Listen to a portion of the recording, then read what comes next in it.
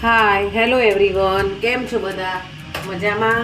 આશા રાખું છું કે બધા મજામાં હશો. પંચાલ મિક્સ ચેનલમાં આપ સૌનું સ્વાગત છે.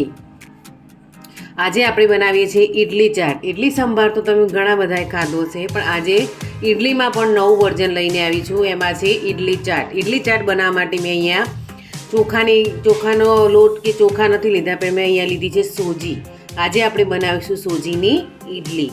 તો સોજી લીધી છે બે 1.5 કપ જેવી. અને એમાં એડ કરીશું આપણે છાશ હોય તો છાશ પણ એડ કરી શકો છો, અને દહીં હોય તો દહીં. અહીંયા મારી જોડે છાશ અવેલેબલ છે, તો હું એમાં છાશ એડ કરીશ.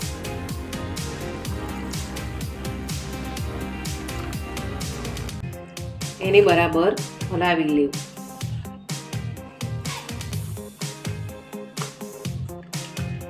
હજી એમાં થોડી છાશ એડ કરીશું. હજી એમાં આપણે થોડી છાશ એડ કરીશું. આમાં લગ 500 જેટલી અંદર છાશ સમાઈ જાય છે, કારણ કે સોજી થોડી વાર એને રેસ્ટ કરીશું એટલે ફૂલી જશે. એટલા માટે એમાં થોડી વધુ છાશ એડ કરવાની. જો ના હોય તો તમે થોડું પાણી પણ એડ કરી શકો છો. હવે આ વસ્તુને આપણે થોડી વાર માટે રેસ્ટ આપીશું, 15 થી 20 મિનિટ માટે, કે જેથી સોજી ફૂલી જાય. જો ગાઈઝ, અહીંયા મેં વટાણા લીધા છે. વટાણા છે પીળા કલરના, ગ્રીન કલરના નથી. અહીંયા વટાણાને હું ગરમ પાણીમાં લગભગ 1.5 કલાક માટે પલાળી રાખીશું, કે જેથી એ પલળી જાય. પછી એની આગળ આપણે પ્રોસેસ કરીશું. હવે આ વટાણાને આપણે 1/2 કલાક માટે રેસ્ટ આપીશું. જો ગાઈઝ, અહીંયા ઇડલી સરસ ફૂલીને તૈયાર થઈ ગયું છે એનું બેટર. હવે આપણે એને એમાં એડ કરીશું ઈનોનું સેશે આવું બજારમાં મળી રહે છે. એ આખું જ ઈનોનું સેશે આપણે એમાં એડ કરી દઈશું, કે જેથી ઇડલી સ્પોન્જી અને સોફ્ટ થાય. હવે એમાં એડ કરીશું ઉપર થોડું પાણી, કે જેથી ઈનો એક્ટિવ થઈ જાય. હવે આ બેટરને બરાબર હલાવીને પછી આપણે એમાંથી ઇડલી ઉતારીશું. જો હવે આપણે અંદર ઈનો એડ કરવાથી બેટર ઉપર બધું બબલ્સ થઈ ગયા છે, એટલે આપણે એનોમાં એક્ટિવ કમ્પ્લીટ થઈ ગયું છે. હવે આપણે આ રીતનો મોલ્ડ લઈશું. હવે એમાં આપણે ઇડલી બનાવી દઈશું. સૌપ્રથમ આપણે એમાં તેલ એડ કરીશું, કે જેથી ઇડલી અંદર ચોંટે નહીં.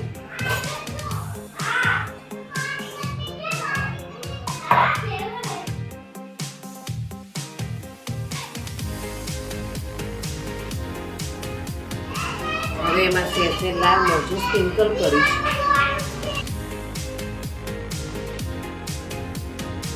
હવે આ ઇડલીને આપણે આ જે ઇડલી વાળું હતું એમાં મૂકી દઈશું, અને પછી ઇડલીને કૂક થવા દઈશું.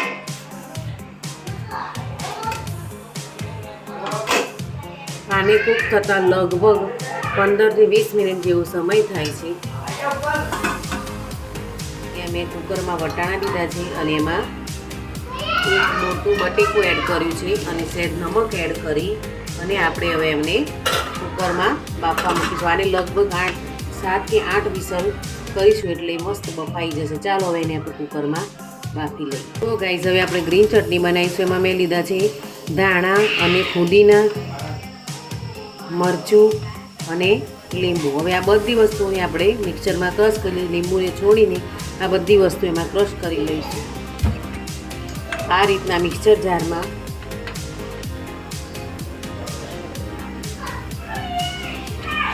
કોઈને વધારે તીખું જોતું તો તમે વધારે લીલું મરચું લઈ શકો છો.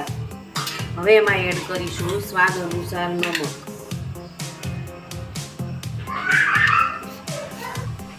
હવે એડ કરીશું શેકેલા જીરુંનો પાવડર અને અડધું લીંબુ. જો આની જગ્યાએ લીંબુની જગ્યાએ તમે દહીંનો પણ ઉપયોગ કરી શકો છો.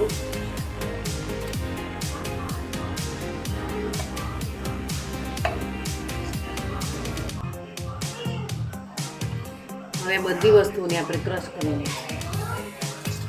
તો ગાઈઝ, અહીંયા આપણી ઇડલી સોફ્ટ અને બફાઈ ગઈ છે. હવે આપણે આ ઇડલીને મોલ્ડમાંથી કાઢી દઈશું.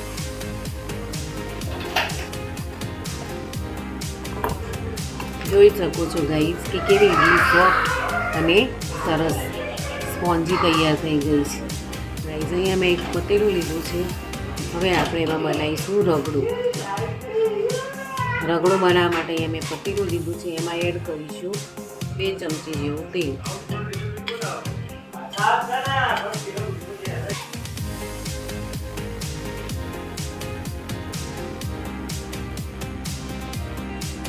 હવે એડ કરીશું પિંચ જેટલી હળદર,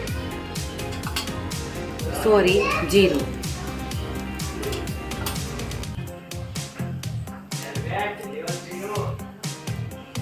અને હવે એડ કરીશું અડધી ચમચી હળદર. હવે જે આપણે જે રગડું અને બાકી હતું એ આપણે જો ગાઈસ આમાં આપણે કંઈ જ એડ કરવાનું નથી, કારણ કે આમાં ચટણીનો ટેસ્ટ થોડું એડ કરીશું પાણી.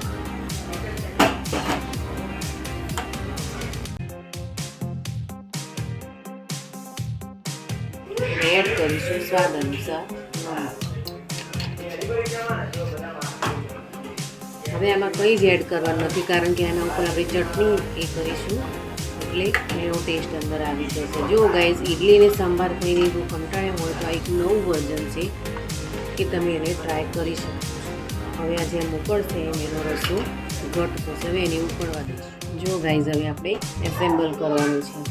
અહીંયા મેં લીધું છે 2 ઇડલી.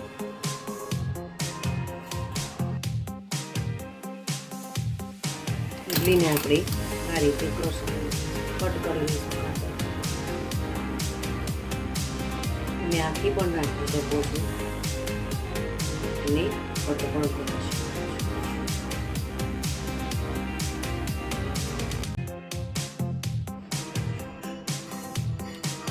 હવે આપણે એમાં એડ કરીશું રગડું.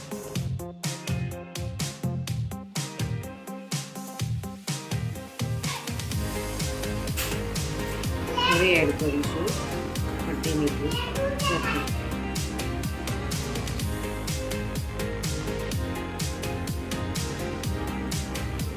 હવે એડ કરીશું ગ્રીન કલરની ચટણી.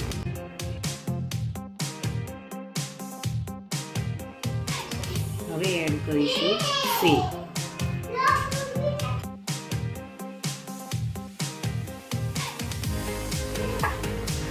હવે એડ કરીશું ફરાળી.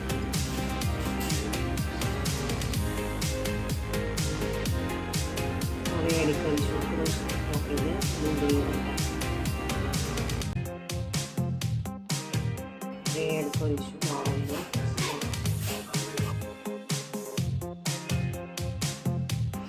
હવે એડ કરીશું ચાટ મસાલો. જોઈ શકો છો ગાઈસ કે આપણી ઇડલી ચાટ બિલકુલ તૈયાર છે. જો આપણો ઇડલી ચાટ કેવું સરસ તૈયાર થઈ જોઈ શકો. તમે પણ ટ્રાય કરજો, તમને પણ ચોક્કસ મજા આવશે, ખાવામાં પણ મજા આવશે.